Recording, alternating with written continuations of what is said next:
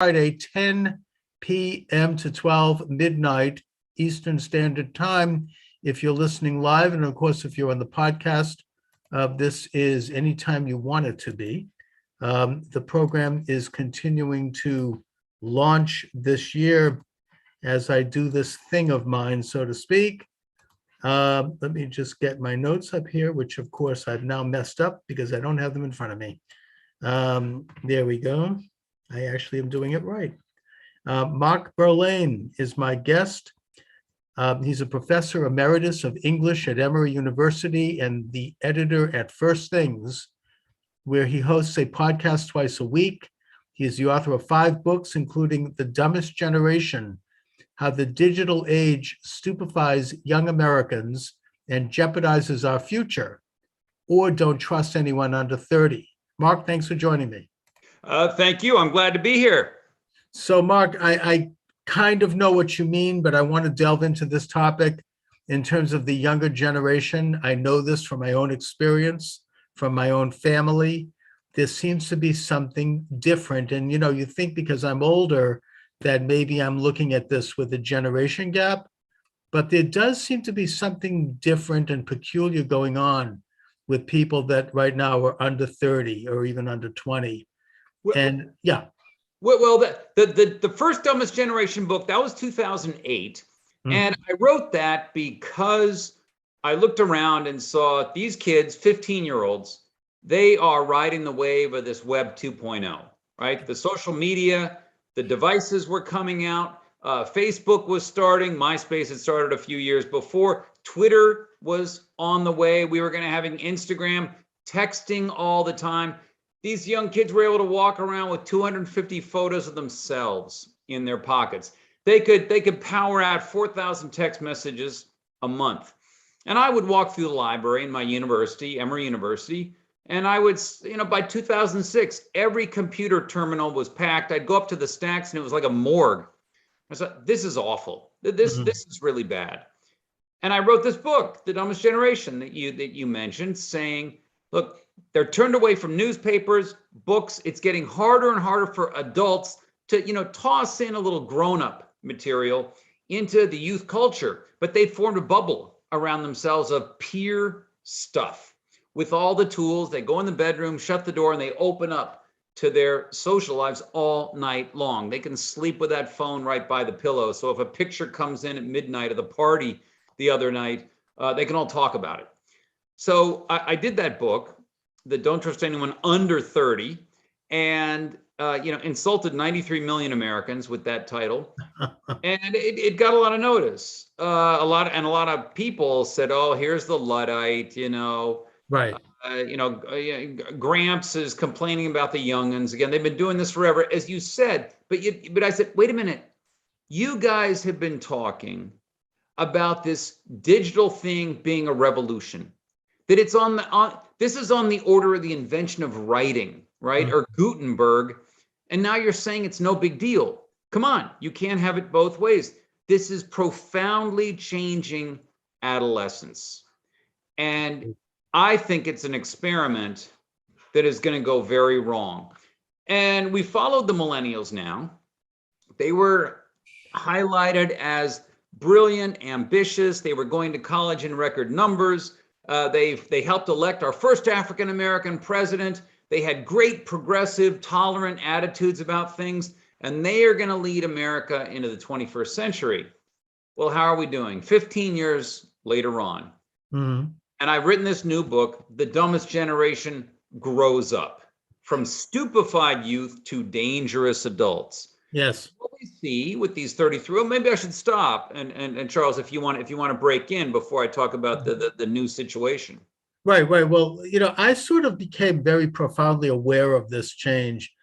Must have been probably about 10 years ago now, when members of my broader family got together for a social event, people that I hadn't seen in 20 years, people that some of whom I never had met in the younger generation. And I was there with my daughter, and I noticed that all the people of her age were sitting around looking at their little smartphones, right? There it is. And they wouldn't look up. And I'm like, we are getting together here. once in a generation. You may not see each other for 10 years. Can you at least look up and say hello to each other? Can you at least acknowledge each other's being in the room?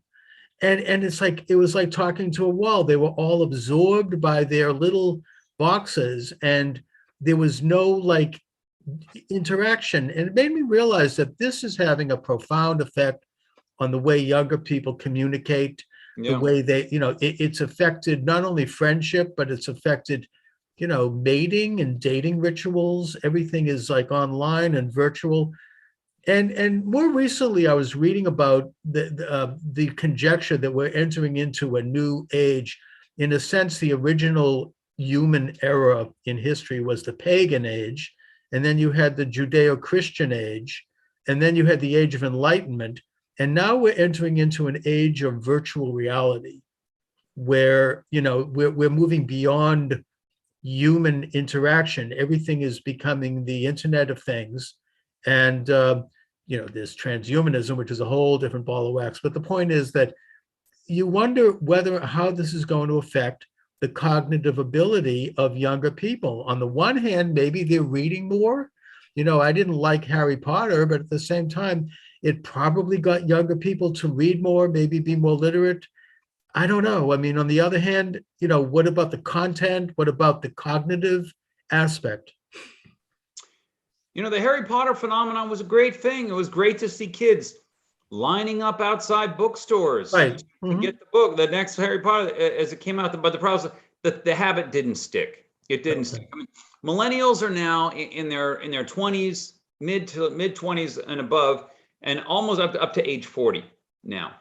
And they have about 4.5 to 5 hours of leisure time per day. Mm-hmm. They spend about 7 minutes of that time reading. They haven't grown up and said, I need to maybe learn a little more about the world. I need to have a little bit more of a reflective life, more of a reading life. No, that hasn't happened. Now, what you described with your family 10 years ago, the younger people, Charles, one thing, and I talk about this in the new book, in Silicon Valley, more and more of those upper management parents do not let their kids get online much at home. Yes. They send their kids to schools like the Waldorf schools that are very low tech. Steve Jobs famously didn't let his kids get on the screen very much. Mm-hmm. These are the people who designed the tools, the phones in our kids' hands, and they hired consultants who were experts in addiction and attention. Persuasive design was one of the names for it, to try to get our kids to lock onto those phones like they would, a security blanket when they're 4 years old. Right. It was intentional. Charles, you and I are working against a $1 trillion industry when you add it up over the years. We are going against an entire cadre of experts and marketers and very, very wealthy people who make more money the more our kids are hooked on the games and the social media. Right. And I got to get the more eyeballs, as they say. Got to get it. So. Yeah, I mean, like in the case of my daughter, I mean, she's kind of exceptional in that we limited her access, and we would not get her an Xbox. She played certain games at certain times, and now she's very oriented toward books, and she's studious. And in fact, she yells at us for spending too much time. We probably do, but we're adults. Good for her. But we have like a developed, I mean, you have to ask yourself, how does this affect the average teenager who is not yet emotionally, not to mention physically fully developed? And, they're looking at this thing. And as you say, ad agencies, marketing firms, PR firms, they are finding ways, psychologists, they all hire teams of psychologists to figure out how to get people to spend the maximum amount of time on these things. And, you have people who are absorbed in it to the point where it must have some pretty profound effect on their consciousness and on their cognitive ability. When we can look at it in a few ways. One thing we can do is look at it in terms of the opportunity costs, because all that time that they're spending with the media, and there are interesting things like TV time hasn't really gone down. With all the new media coming in, they're still in their bedrooms. The TV's on while the laptop is on. Well, they watch it on the laptop. The game. While they're on the phone talking, all these streams are coming in. Now, what are they not doing that they used to do more? Well, getting outside, getting out into nature, walking around, getting together and socializing, clustering a bunch of kids in the neighborhood, meeting together at places and hanging out and just relating, talking to one another. They don't have to go anywhere anymore because they've got their phones to do their socializing for them. Also, they're not reading books. No. Book reading is going down. It has been going down actually for about 30 or 40 years. Cable TV did a lot to get rid of kids, teenagers reading on their own. But also, when we go to the education, and this in this latest book, I turn toward the mentors. Mm-hmm. Any people who were in a supervisory condition relative to the young, teachers, psychologists, intellectuals, journalists, celebrities who didn't push onto the kids. Look, I know you love your youth stuff, but you got to learn some history. Mm-hmm. You got to get some religion. I think religion is important. When you're 18, you can make up your own mind if you want to go to church or go to temple, whatever or not. But I want to raise you with some kind of faith. I want to raise you with an idea that the country you live in is a good place. It's a place with a noble lineage of heroes and traditions and great ideas, great works of art and great movies, great songs. And what did we give them? We give them crappy movies. We give them awful music, terrible entertainment.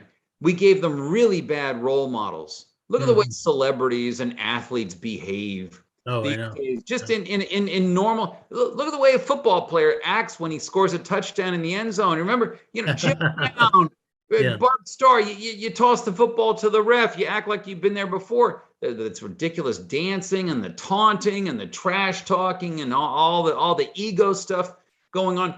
This is what we handed the young. We didn't give them a good world in which to grow up. And so now they're 33 years old. They don't have patriotism. And you know what, Charles?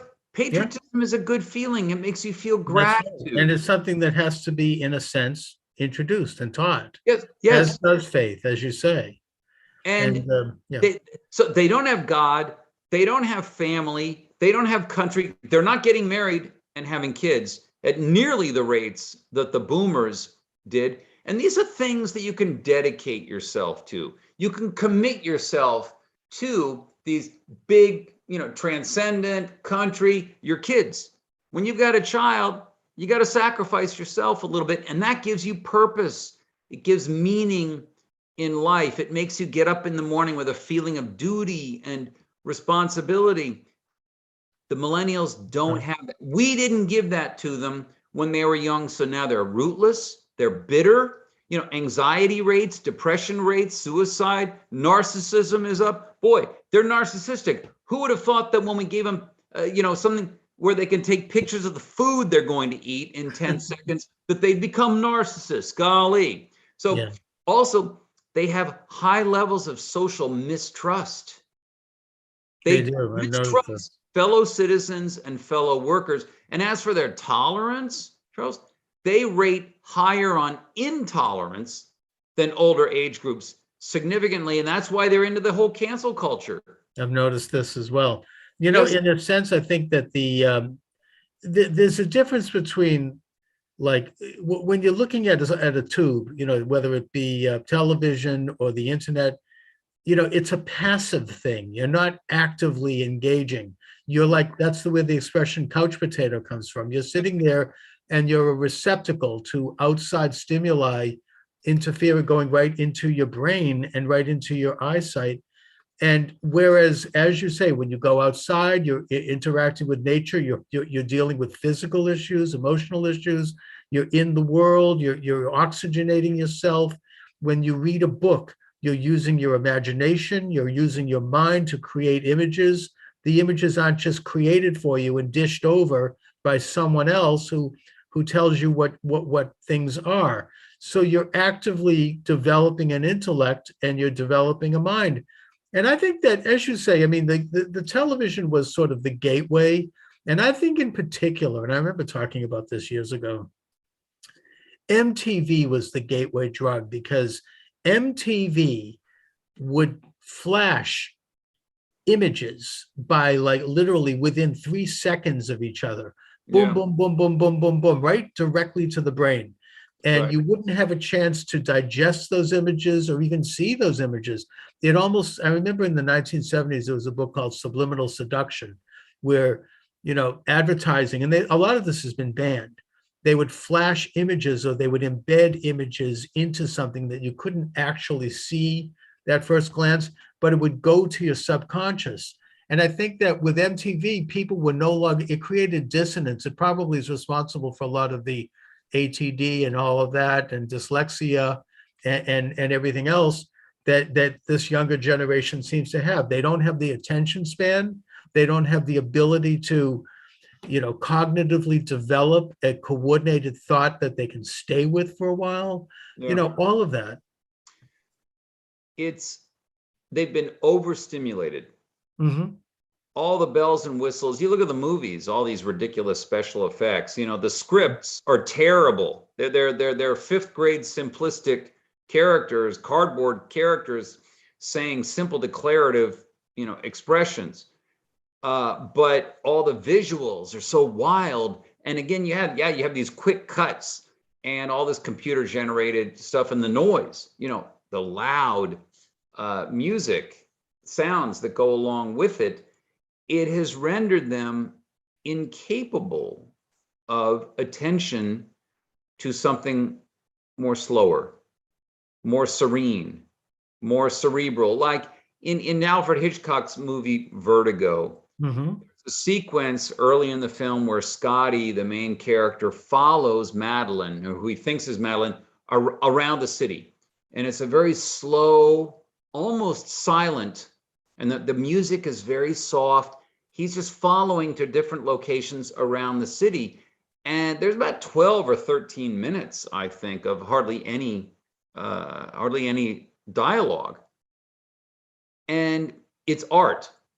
Right. Hitchcock at his best. And they don't have the patience, the cognitive habit to slow down and take it in. It's almost mentally painful for them to just no quiet, the silence, getting off. It sort of makes them feel lonely. And this is one of the things that social media did. I mean, I think it was Mark Zuckerberg or Reid Hoffman, the founder of LinkedIn, one of them said this, that we're trying to make it so you never have to be lonely ever again. You never have to be alone.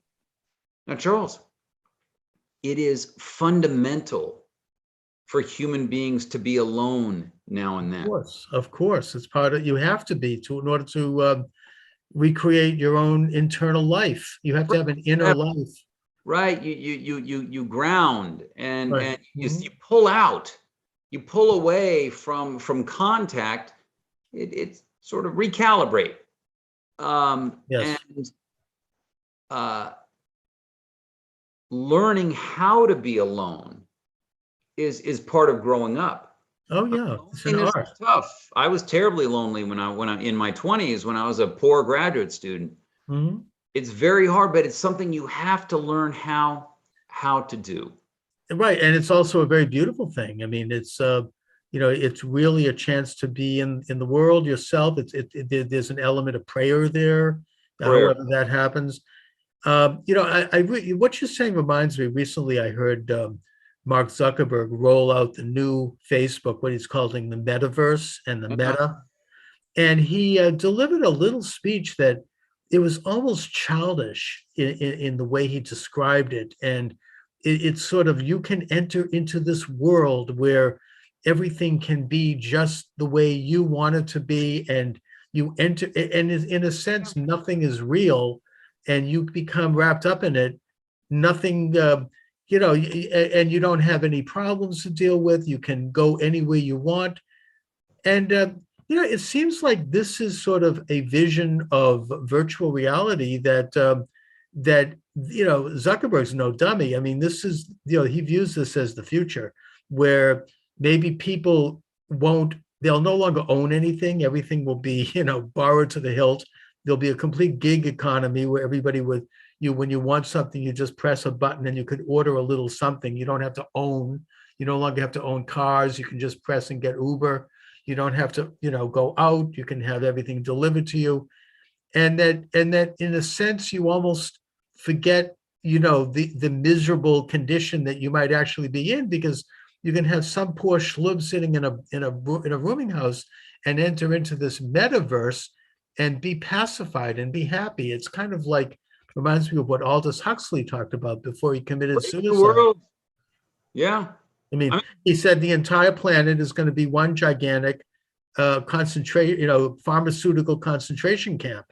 Everybody will be on some kind of a buzz, and nobody will really be in the world at the moment. Everything is going to be, experiential, and you'll be feeling everything. And in a way, I mean, he was quite prescient, because I think that now, especially even with younger people, everyone seems to be on something, some kind of a prescription. And younger people are dealing with the levels of depression that are unprecedented. I don't know, they say maybe it's because of the pandemic, that's possible, but that's a simplistic way of looking at it. I mean, what are they so unhappy about? What is it, that people are having the stress? I think there's an increase in mental illness. I can think of several cases where people are on schizophrenia drugs. This isn't just an accident. This is a result of some kind of, societal situation. I'm not saying it's an agenda necessarily, but what the heck is going on? It's interesting that you bring up the infantilization factor with Zuckerberg. It reminds me, Google's motto is it don't do evil or don't be evil. I can't remember. Don't be evil. That sounds like kindergarten talking. You're treating people like children. Yes. And the thing is that, Charles, if we could have a choice of not growing up and being children forever, we'd probably choose children forever. Growing up can be hard. Right. You end up with disappointments, you have rejections, you try for something and you fail. The stakes get a little bigger. You don't have as much money as you need to have. And this sort of perpetual satisfaction here, it's an old temptation, right? I mean, this is Satan could have used this in the garden, and they did use it in the garden. Offer it with right. it. There we go, and there's at least metaphorically. I mean, you can know all things. You can know good and evil. You can be like God. You can overthrow God. The whole world is centered on you. This was the man's first downfall. And I don't think it's, by the way, a coincidence that Apple Macintosh, the symbol is the apple with a bite in it. There we. And once you see it, you can't unsee it. You can't get there. You said it. It's in there now. Yeah, there it is. But there's great wisdom in the fall, mm-hmm.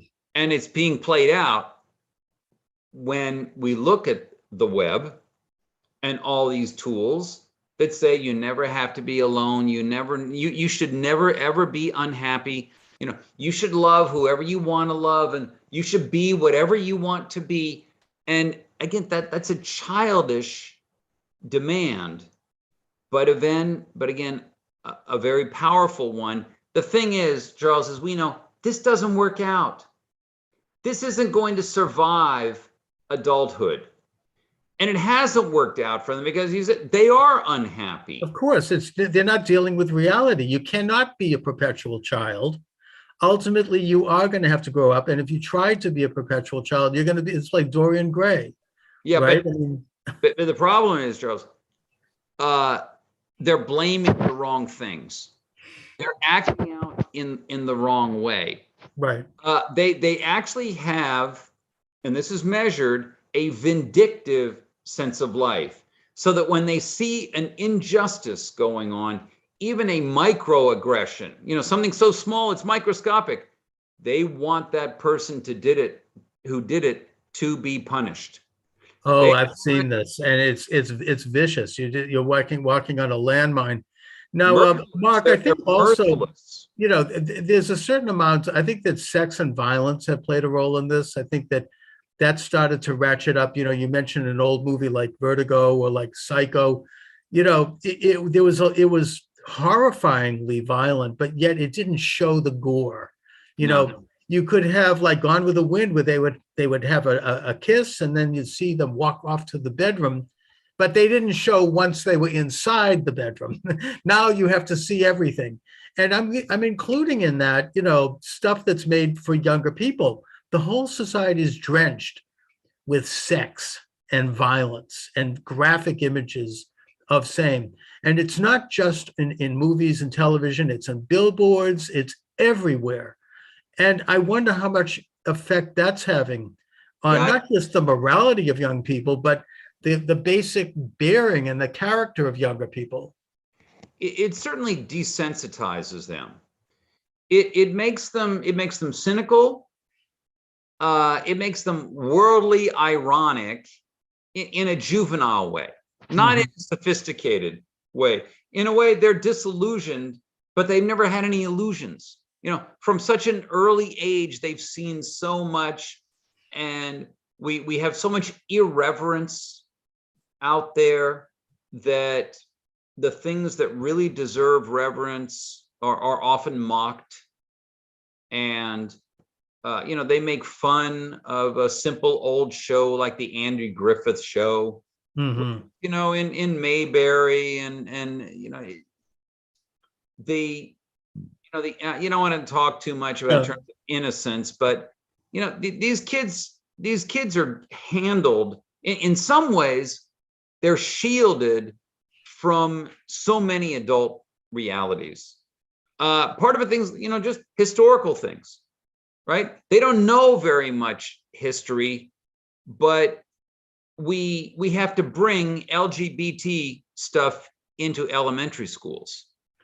Right, and to do it with graphic descriptions and images, it's a matter of really protecting the innocence of children and letting children make up those decisions when they reach an age where they have the emotional and not to mention physical ability to decide those things. I mean, it's not, there's a reason why we have laws that protect children from such things, and those are progressive laws. They didn't just happen overnight. That's something that developed as society matured in the best way.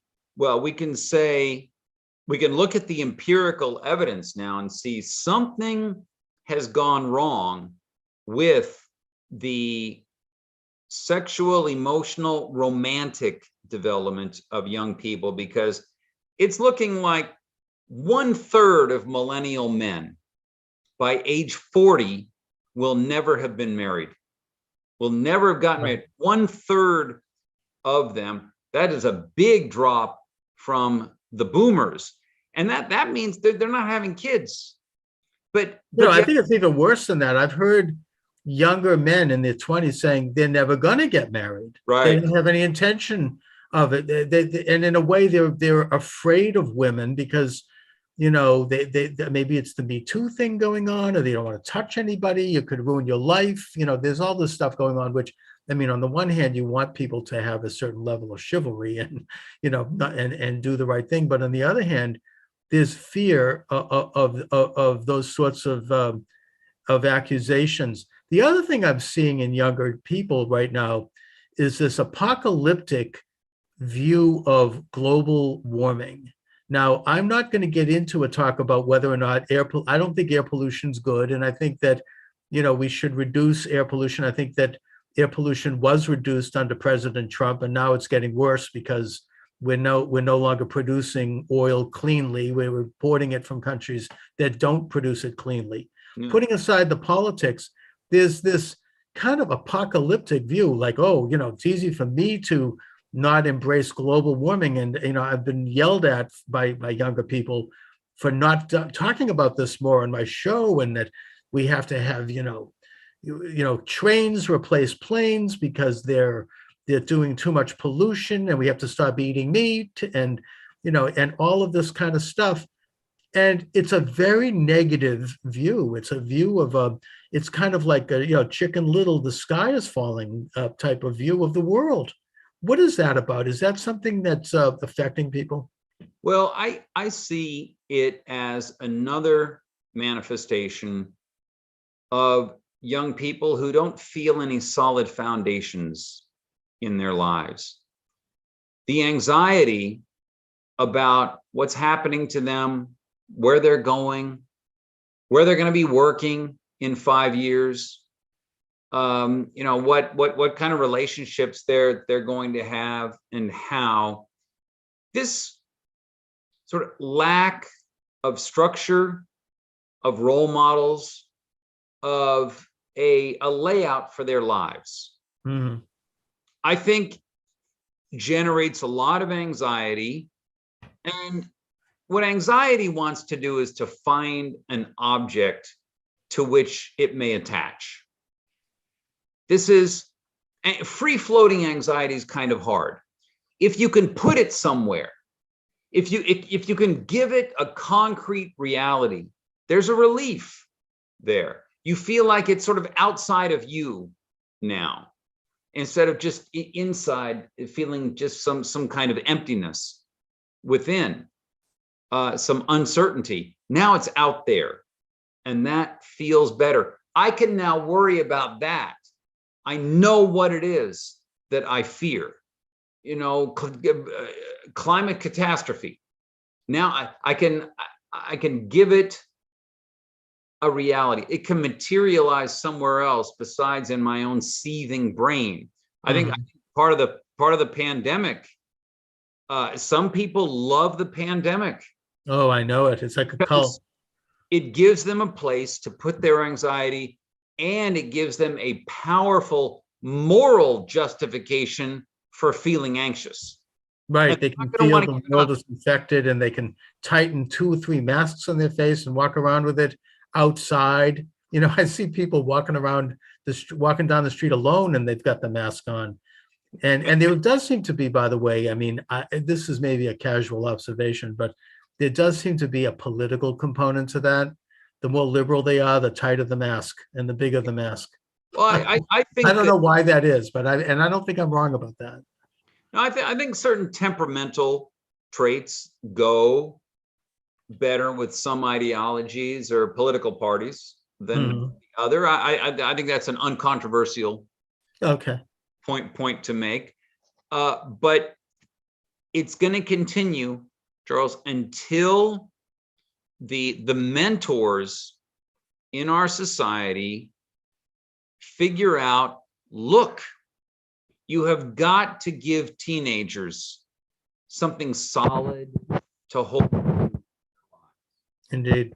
You've got to give them solid grounds. You have to make them feel that they are entering into a world with a past of some greatness and genius and goodness to it, and that they can join in that process. You have to make them think that their country is something to be proud of, not ashamed of. You have to give them role models who genuinely can become guides to behavior. Until the mentors do, I mean, this is going to keep happening with Generation Z as well. If the way we raise kids in schools and in the culture, if the entertainment they absorb and the lessons that they take are dispiriting, cynical, tearing down the monuments and not putting any monuments in its place, Right. in their place, then we're going to end up with more bitter, disappointed, resentful 30-year-olds in America, and they're not going to be good leaders, Charles. This is not how leaders are formed. They're good conformers, and so you have, in a sense, this very, very apocalyptic end times negative view of the future because of air pollution. And again, I'm not saying there's not a problem there. I mean, I think we can improve air pollution and have in this country with technologies and all of that, but I don't think that the world's coming to an end with it. And then they look at the past with negativity and hatred due to various critical theory ideas, which divide people up, and it's kind of the equivalent of like a rather jingoistic race theories, where everybody actually is something different biologically because of their race. This is the core of the race studies, I think. That someone actually is different because they're Black or they're white or they're a woman or they're a man. There are differences, but not quite that pronounced. Ultimately, we're all individuals, and they emphasize these differences, and then they pit everybody against each other, and they look at a very, very malevolent view of American history, which, in the name of coming clean with real things, which we should do, but, regarding race, I mean, this country was the first country in the world to abolish slavery, and when you should open the lens on slavery and take a look at modern slavery, as in communism and Nazism. I mean, it's, instead of this kind of anti-American, anti-capitalist view where they tell young Black kids that if they get involved with science and math, they're acting white and they're part of the oppressor class, and you tell a young white kid that if he excels in school, he's privileged. Both sides lose in this. The thing we can say is that outlook is an unhappy one. It doesn't make people happy. It makes a few of the advocates do very well.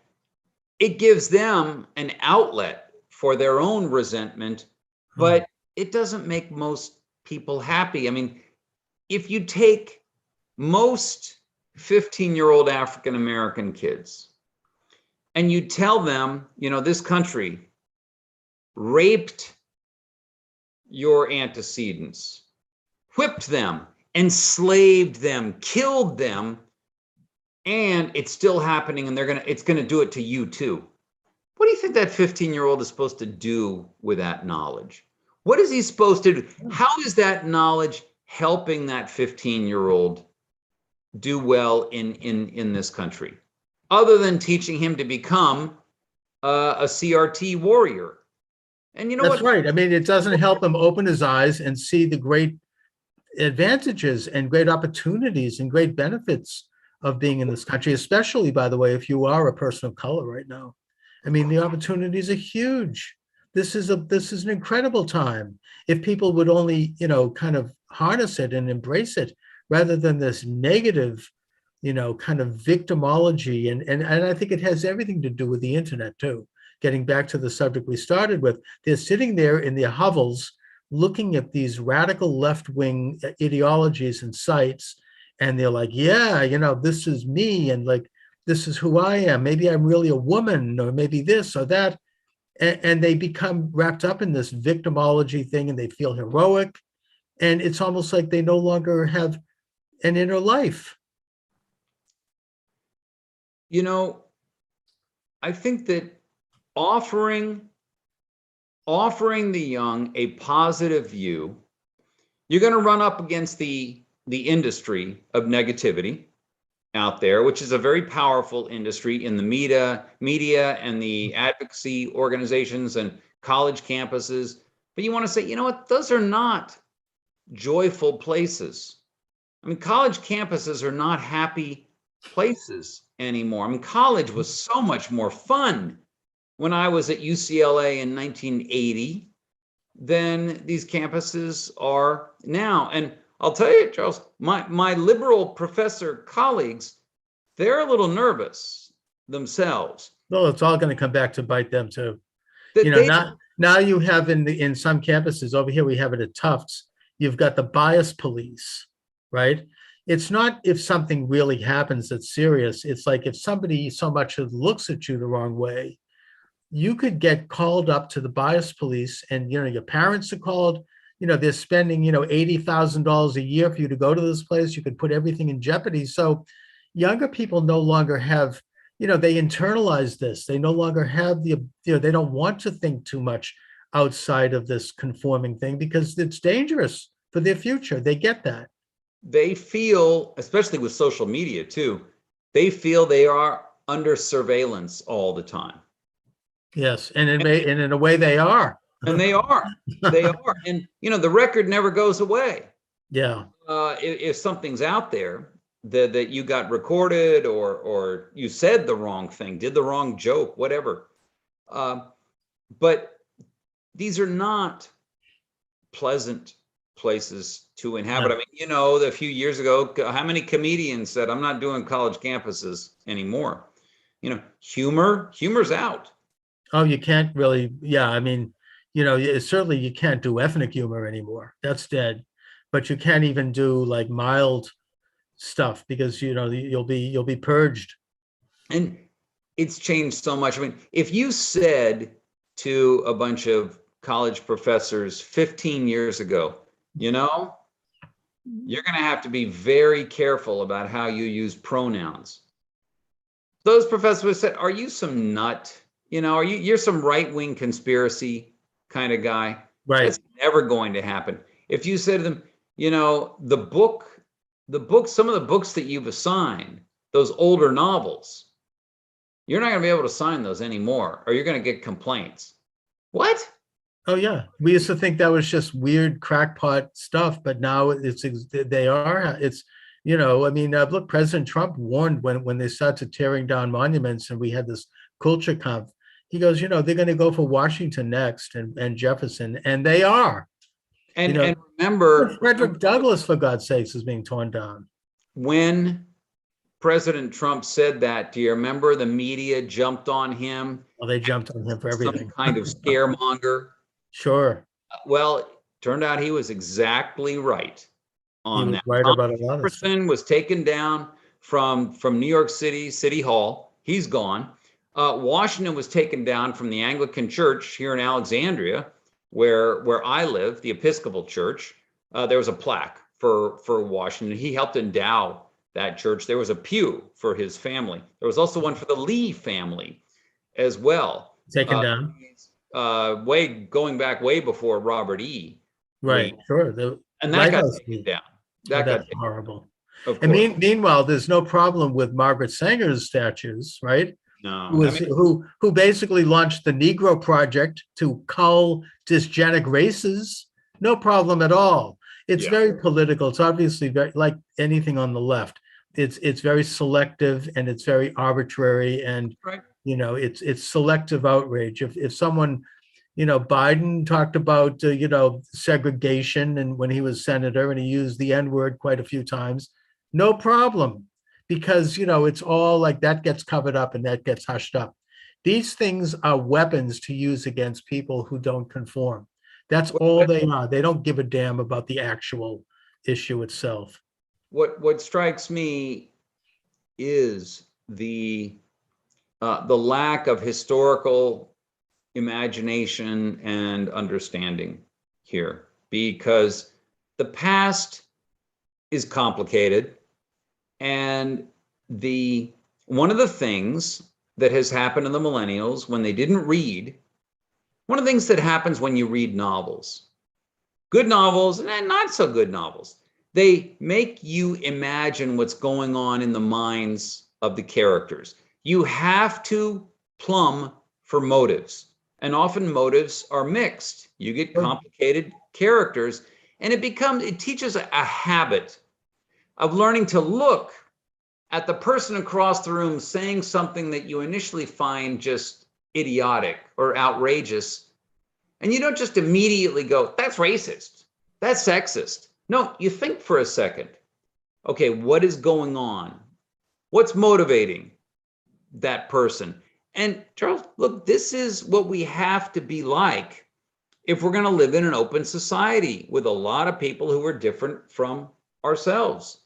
You've got to stop and give people a little space before you judge, before you jump in and offer this, again, this simple-minded labeling of racist, sexist, transphobic, homophobic. I mean, these words rattle off the mouths. Well, I suppose it's in a way, it's part of this kind of narcissistic power that you can sit there on like a, high and mighty and just throw these kind of epithets at people at will, and everybody kind of steps back. Nobody wants to be called any of these things. It can hurt you and hurt your reputation. So, it's kind of an unearned power that comes from a lack of any character or any actual work in terms of developing nuance, as you say, complicated view. Yeah. Complicated view of things. One of the things that they have to sense when they're young is that the elders stand for something. The elders, the mentors, have to stand for something in the eyes of the young. They have to represent firmness and principle, and to apply it sometimes with a bit of a firm hand. Sure. And what the millennials grew up with is with parents and mentors who were willing to sort of give them freedom. I mean, who are we to tell the young how they ought to be? They're the new, they're the up and coming, and they're so good with the tools. Mm-hmm. Who are we to say how they should think and behave? You want to say, don't you know how hard it is for a youth who has no authority figures around? One of the things that happens is we pulled our authority back from the millennials, which only turned them over to the authority of one another, which is a more terrifying thing than anything we can come up with. I mean, when a bunch of 17-year-olds turn on one 17-year-old and shun him or her, or the clique forms, they can drive her to suicide. Oh, clearly. I mean, there's nothing worse. I mean, that's worse than violence. And to do that, to not acknowledge someone's basic dignity. I mean, I can speak to that one. And if the elders exerted that authority on that 17-year-old, she can turn to her friends for support and sympathy. It's like it would form bonds. You take that authority figure out. I mean, you remember that movie, The Breakfast Club? Sure. What united those kids was that mean vice principal. He gave them actually a little dignity and, a little camaraderie. If you pulled him out of the equation, all those kids would have ended up hating one another. That's right. There was a focus. That's right. He becomes that bad guy up there, and we all have our problems and we all have our differences, but we can kind of come together against that old authority. Mm-hmm. I mean, and I my sympathies are all with the old authority. My hero is Dean Wormer in Animal House. He's my guy. So without him, those young guys aren't funny. Right. He actually gives them the capacity to rebel. Without him, what are they going to rebel against? What are they going to be irreverent? What can they not revere if Dean Wormer's gone? That's right. It disappears. So, Mark, let me ask you, how did you survive in academia with kind of this awareness and this kind of individual thought process. Here's the truth, Yeah. Charles. I mean, if I was a liberal very much in the 90s when Right. I came up, but when I went right, and then I mean with Donald Trump, I supported Donald Trump. That kind of put me Oh, off that's blasphemy. Oh my the God. chart. But here's what I found, Charles. If you stand firm in academia, but you're a good colleague, that is, you're responsible, you hold up your share of committee work, you're a conscientious teacher, then you can you can do well. Right, right. And You can do well, but there's a process of attrition. well, the thing is, if you do it with a smile, then life is pretty good. Now, I got tenure before I became a conservative. I mean, it just worked out that way. I wasn't hiding. I understand. Tenure, but look, you weren't like a closeted conservative. No. Tenure. Okay. But if you go through graduate school now and you express conservative opinion, you're not going to make it. You'll get. That's right. People like you aren't coming in now. They're all kind of aging out, and the younger people are being hustled up the rat line. That's why younger people, I think, when they enter college, and even before, they internalize this. They stop thinking about things too carefully, and they conform because they want to, for very practical reasons. I get that. I don't care because I'm not on any of those tracks, but I can put myself in the shoes of a college student who wants to have a career and wants to have a family, wants to meet a spouse. You have to, in a sense, you have to almost go into a semi-hypnotic state. You stop thinking about things too deeply. You keep your head down. Right. You do your academic work. You get your research published. You try to be a responsible teacher, and you keep your job. You go home, you pay your bills, and you hope that you don't get in trouble for anything. Yeah, that's right. I told you my colleagues are, everyone's nervous in academia because if 2 out of 35 students in your class complain about something and the 33 are just fine, those 2 can count for a lot. Oh yeah, they can. You just get 1 or 2 that can. And think of the power they have. They have enormous power, and it's intoxicating for them. It is, and that's part of this whole thing about you're a this and you're a that, and I think that there is a solution to that in that people have to stand up and reject it, and they have to have the courage. You just need 1 or 2 people on the other side saying, no, I reject this. And you're going to end up, it only takes 1 or 2 to change the entire atmosphere in a room. I don't see any college president today saying no. They play the game. They get into those positions because they won't say no. Right. How they get ahead. They're flexible. They're diplomatic. They know which way the wind is blowing. They calculate very well. They have sharp radar for the advantageous move to make. And so they're not going to stand up. No, they're not, because their entire career is built on that. Yeah. I mean, that's true of most of people in leadership positions now. It is, including in clergy, I may add. Yeah. Not just in government and business and academia and culture and our cultural institutions, but even in church, you get people at the top who have really compromised to get there, and they don't have any basic character background. There's no, it's all basically power and ego and self-interest.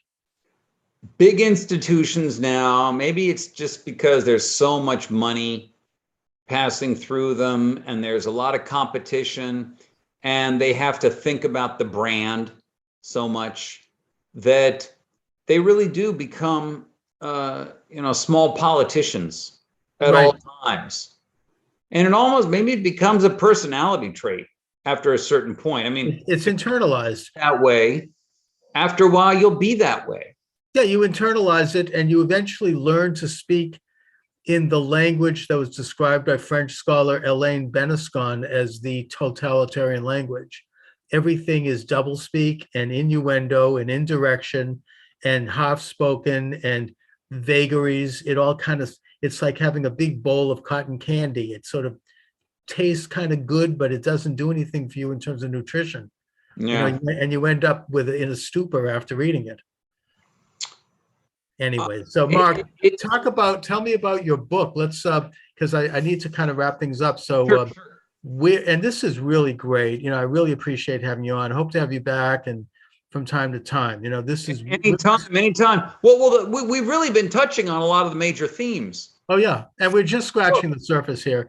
And I want to eventually open the phone lines up. I didn't do that now because I just wanted to talk to you. But this is so where can people get your book and where can they get information about you? Their websites? Talk about that. Well, the book actually comes out tomorrow. Yeah, actually, it's probably in bookstores. I think it's in the bookstores now, so you can find it at Barnes and Noble and any local bookstore should have it in. But Amazon, of course, and Barnes and Noble's website. But Amazon, the great big Leviathan out there. You have to work with them. So that and we have a nice discount actually going this week. I work at First Things Magazine. Okay. And I run a podcast twice a week at the website, firstthings.com. Great. We focus on books. And, I'll tell you this, Charles, that first book came out and, it had a title that insulted 93 million Americans, as I said. And I got a lot of emails, and I still get emails now and then from young people angry, and, sometimes they cuss me out, and we get past that because I respond to every single one. If you're going to throw out the insult, you got to stand up and take the heat and not run away. So I actually do respond to people who contact me, ask me things about how can I make sure, I've gotten tons of these emails. How can I make sure my child doesn't end up as one of the dumbest generation? And I give them advice. I talk to them because I believe that we've got to do something about this to smarten young people up and to make them happier. So my name is unusual. People can always look it up, and I'm pretty easy to reach. Okay. All right, Mark. Listen, I'll put a link up on the YouTube interview and all of the other interviews. And I wish you the best with your book. You're doing great work. I think that even on this program tonight, you were able to give some tremendous advice. I certainly feel inspired. And, I think that it only takes one person to make a big difference in terms of waking people up. So I want to thank you very much, sir, for joining me this evening. Thank you, Charles. All right. Good night and be well.